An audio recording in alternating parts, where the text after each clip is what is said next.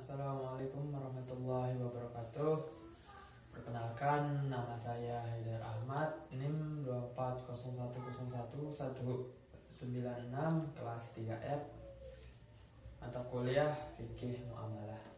Jadi materi saya di sini adalah epistemologi hukum keluarga Islam dengan dosen pengampu Bu Mauzifa MPD.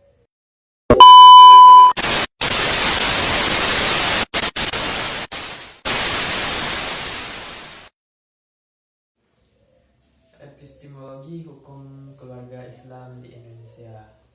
Jadi hukum Islam ini merupakan sistem hukum yang bersumber dari wahyu Allah dan sunnah Rasulullah SAW. Dalam penerapan hukum Islam ini mencakup berbagai bidang kehidupan.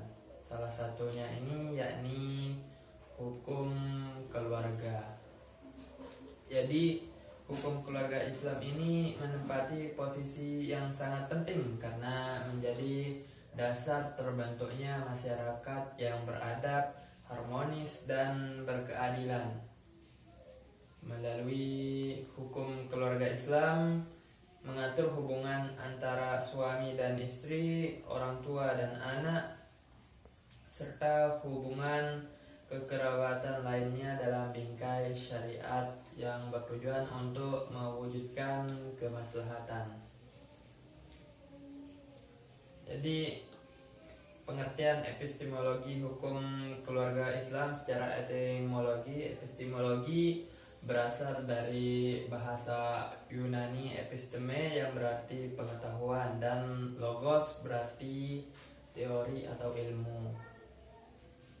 Dalam filsafat Islam, epistemologi ini dapat diartikan sebagai cara memperoleh pengetahuan atau cara berpikir untuk memahami ajaran Islam.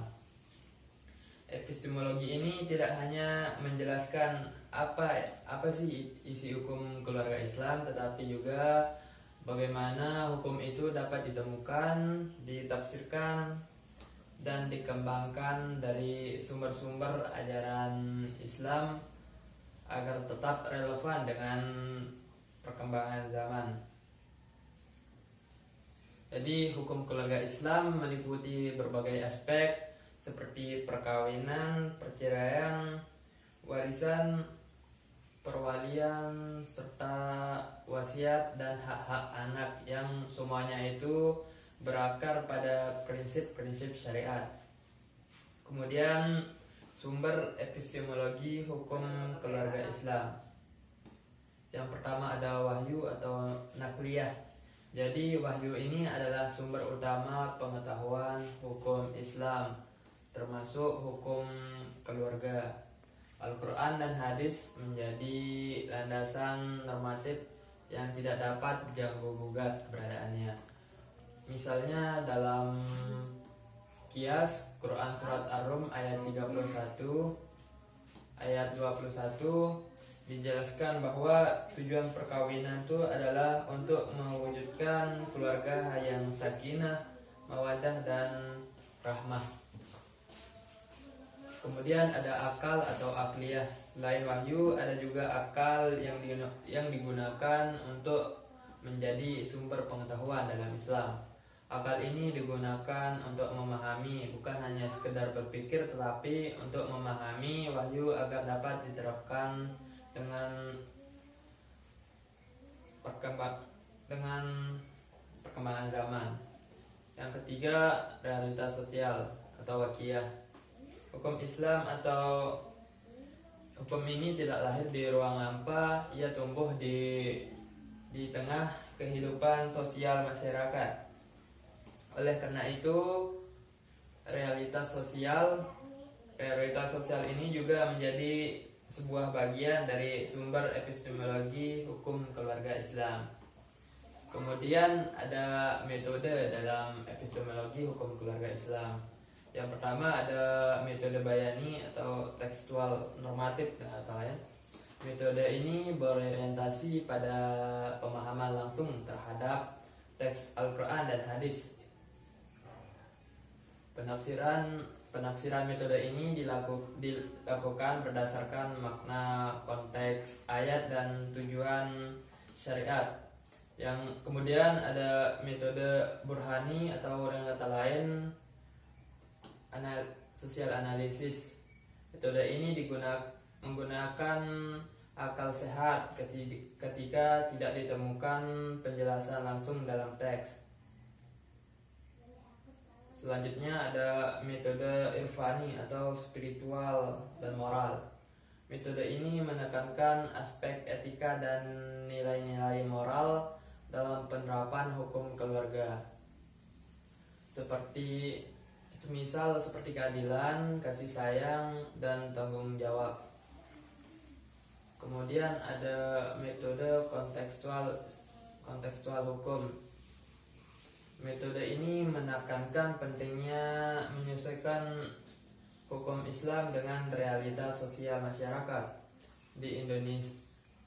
Contohnya di Indonesia, hal ini tampak pada undang-undang terkait perkawinan dan kompilasi hukum atau HKI yang mengatur poligami, pencatatan perkawinan, dan hak-hak perempuan sesuai dengan prinsip-prinsip keadilan dan kemaslahatan. Kemudian tujuan epistemologi hukum keluarga Islam.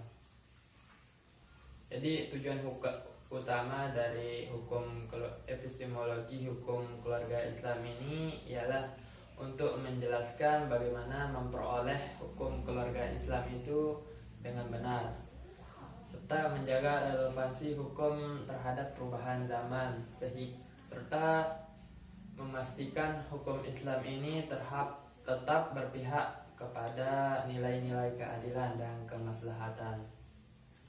Melalui pendekatan epistemologi, hukum keluarga Islam ini dapat berkembang secara kontekstual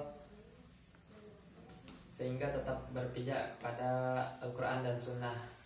Dengan demikian, hukum Islam dapat menjadi sebuah pedoman bagi umat, namun tetap berlandaskan pada wahyu.